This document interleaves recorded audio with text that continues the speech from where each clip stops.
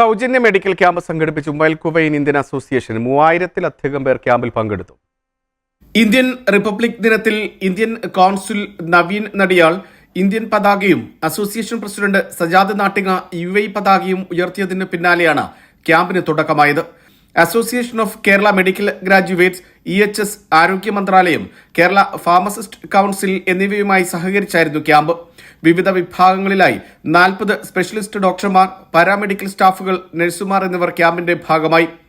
ഏകദേശം 4000-ഓളം ലേബേഴ്സാണ് ഇതിൻ്റെ ബെനിഫിറ്റ് എടുക്കുന്നത്. കാരണം ഞങ്ങൾ ടാർഗറ്റ് ചെയ്യുന്നത് തന്നെ ഈ വളരെ ബുദ്ധിമുട്ടുന്ന ലേബേഴ്സിന് വേണ്ടിയാണ് ഈ ക്യാമ്പ് നടത്തുന്നത്. മാത്രമല്ല എല്ലാ സ്പെഷ്യാലിറ്റിയും, അതുപോലെ ഇത് മെഡിക്കൽ ക്യാമ്പ് കഴിഞ്ഞാൽ ഞങ്ങളുടെ ഫോളോ അപ്പ്, അതാണ് ഒരു സ്പെഷ്യാലിറ്റി, ഫോളോ അപ്പാണ്.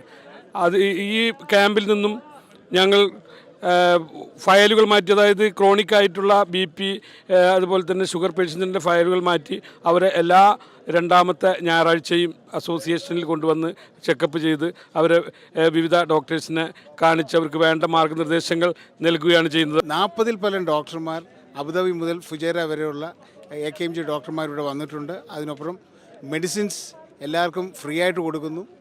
ഇങ്ങനെ ഒരു ക്യാമ്പ് വളരെ റെയറായിട്ട് തന്നെയാണ് UAE-ൽ തന്നെ നടക്കുന്നത്.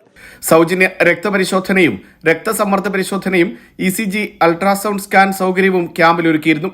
EHS, ആരോഗ്യ മന്ത്രാലയം, ഇമിഗ്രേഷൻ, പോലീസ് എന്നിവിടങ്ങളിൽ നിന്നുള്ള പ്രതിനിധികളും NTV ചെയർമാൻ മാത്തുക്കുട്ടി കടോണും ക്യാമ്പിൽ സന്ദർശനം നടത്തി. തുടർന്ന് നടന്ന ചടങ്ങിൽ പ്രസിഡന്റ് സജാദ് നാട്ടിക അധ്യക്ഷത വഹിച്ചു.